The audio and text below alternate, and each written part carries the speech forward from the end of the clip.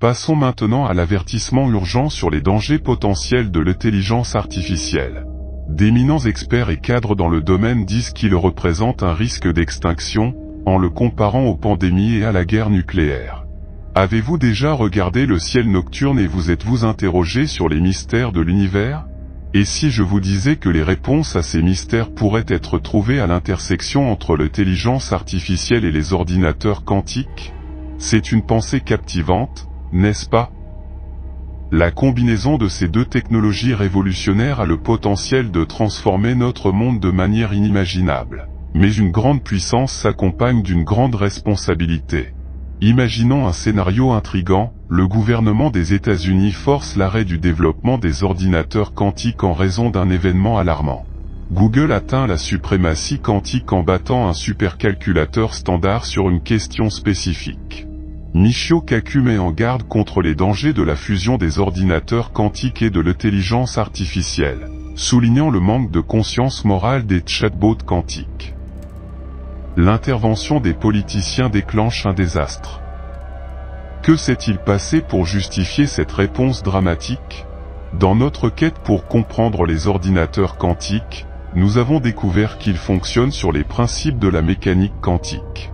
Ils utilisent des qubits quantiques au lieu de bits, ce qui leur permet d'être dans plusieurs états simultanément grâce à la superposition. Cette propriété leur donne un grand pouvoir lorsqu'ils explorent plusieurs possibilités en même temps. L'histoire des ordinateurs quantiques remonte aux années 1980, lorsque Richard Feynman a proposé le concept d'informatique quantique. Bien qu'elle ait suscité de l'intérêt, c'est dans les années 1990 que des avancées significatives dans ce domaine ont eu lieu.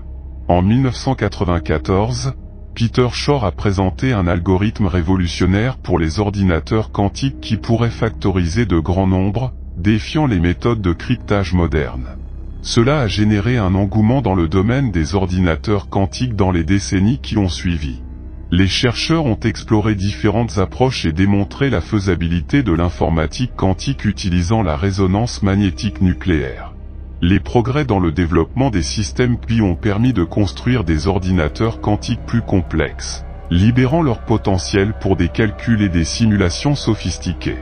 En 2013, Google et la NASA ont collaboré au développement de l'ordinateur quantique DOF2, mais le projet était menacé par une fermeture gouvernementale imminente. Cela a généré une course contre la montre pour assurer l'avenir du projet. Google s'est retrouvé dans une situation déconcertante après la fermeture de son laboratoire d'intelligence artificielle quantique. Bien qu'ils aient accès à un ordinateur quantique fonctionnel, ils ont gardé le silence sur leurs opérations jusqu'à ce que la situation soit complètement résolue. La fermeture du gouvernement a affecté les progrès et rendu difficile le travail des chercheurs. En 2019, Google a fait une percée en atteignant la suprématie quantique. À l'aide de leur processeur quantique Sycamore, ils ont résolu avec succès un problème mathématique compliqué, démontrant l'énorme potentiel des ordinateurs quantiques pour des tâches spécifiques. Cette réalisation a inspiré d'autres grandes entreprises technologiques, telles qu'IBM et Microsoft, à intensifier leurs efforts dans le développement d'ordinateurs quantiques, déclenchant une concurrence pour des systèmes plus puissants et plus fiables. Les chercheurs ont relevé le défi de la décohérence, qui provoque des erreurs dans les systèmes quantiques en raison de perturbations environnementales. Ils ont développé des codes correcteurs d'erreurs et des techniques tolérantes aux pannes. En 2020, IBM a présenté le système IBM Q1, le premier ordinateur quantique entièrement intégré conçu pour un usage commercial, marquant une étape importante vers l'accessibilité et la praticité des ordinateurs quantiques. La croissance de l'informatique quantique a attiré des financements et la création de centres de recherche et de laboratoires quantiques, favorisant les collaborations entre les universités, l'industrie et les agences gouvernementales. Les progrès de l'informatique quantique soulèvent des questions sur l'existence de la vie extraterrestre et le paradoxe de Fermi. La conjecture de Tipley suggère l'utilisation des trous noirs comme ordinateurs quantiques par les civilisations avancées. La possibilité d'autodestruction des civilisations avant d'atteindre le voyage interstellaire est également envisagée. La recherche d'intelligence extraterrestre ne se limite pas aux seuls signaux radio, et il est important d'explorer d'autres possibilités pour augmenter nos chances de succès. Une étude intéressante de Gilad Vali et Zaza Osmanov propose l'utilisation de l'informatique quantique à grande échelle comme signature technologique. Les trous noirs pourraient être utilisés comme centrales informatiques par des civilisations extraterrestres, créant artificiellement des trous noirs microscopiques. Ces trous noirs émettraient des radiations intenses, dont des radiations de Hawking, qui pourraient servir de signal de la présence de civilisations avancées. Le rayonnement serait composé de particules subatomiques, telles que des neutrinos de haute énergie, qui véhiculeraient des informations difficiles à filtrer ou à obstruer. Ces neutrinos pourraient provenir à la fois du rayonnement de Hawking des micro-trous noirs et des collisions des usines de particules utilisées pour les créer. Il est proposé d'utiliser l'observatoire IceCube en Antarctique pour détecter ces signatures technologiques en capturant des traînées de neutrinos de haute énergie. Cela pourrait indiquer la présence de civilisations extraterrestres avancées. L'incapacité à détecter ces signatures technologiques soulève la possibilité que les civilisations avancées aient dépassé la communication radio et l'informatique numérique, en utilisant les trous noirs comme ordinateurs quantiques. Michio Kaku, un éminent physicien théoricien, souligne dans son livre Quantum Supremacy comment l'informatique quantique peut améliorer la précision des systèmes d'intelligence artificielle. Cependant, il souligne également des préoccupations concernant son contrôle, telles que les deepfakes, la désinformation et les biais dans les modèles d'IA.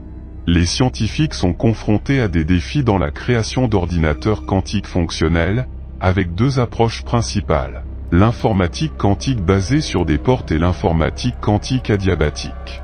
Dans l'informatique quantique basée sur des portes, des qubits individuels sont manipulés pour effectuer des calculs. Les scientifiques développent de nouveaux qubits stables, tels que des circuits supraconducteurs et des ions piégés, et étudient également des techniques de correction et de réduction des erreurs.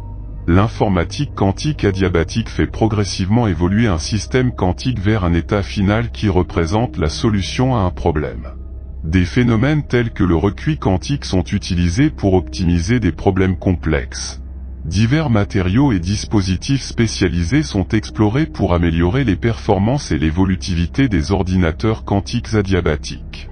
Cependant, il existe de nombreux défis sur la route des ordinateurs quantiques. Les systèmes quantiques sont extrêmement sensibles à leur environnement, ce qui peut provoquer des erreurs et des perturbations. Il est crucial de trouver des moyens de maintenir la cohérence quantique nécessaire au calcul. De plus, les ordinateurs quantiques nécessitent des environnements hautement contrôlés et isolés, avec des températures ultra basses, ce qui ajoute à la complexité de l'ingénierie. Les techniques de correction d'erreurs et la collaboration entre différentes entités sont essentielles pour surmonter ces obstacles. Les ordinateurs quantiques ont un énorme potentiel malgré les défis. Ils peuvent révolutionner l'exploration spatiale et la recherche de vie extraterrestre. Grâce à leur capacité de simulation efficace, ils peuvent améliorer notre compréhension des galaxies, des trous noirs et de l'origine des étoiles. Ils peuvent également optimiser les trajectoires des engins spatiaux, permettant des missions plus précises et plus rentables. De plus, les ordinateurs quantiques peuvent traiter rapidement de grandes quantités de données astronomiques, ce qui facilite la découverte de modèles et d'anomalies dans le cosmos. Un autre aspect important est la sécurité des communications dans les missions spatiales, où les ordinateurs quantiques offrent des avantages significatifs. Grâce à la cryptographie quantique, ils peuvent garantir des canaux de communication sécurisés et générer des clés de chiffrement incassables. Cela renforce la communication entre les engins spatiaux, les satellites et les stations au sol, la protégeant contre les cyberattaques potentielles. De plus, les ordinateurs quantiques pourraient jouer un rôle crucial dans la recherche de vie extraterrestre. En analysant simultanément de gros volumes de données, ils peuvent aider à identifier d'éventuels modèles ou signaux d'intelligence extraterrestre. Cela augmente nos chances de détecter et potentiellement de communiquer avec des civilisations extraterrestres, si elles existent.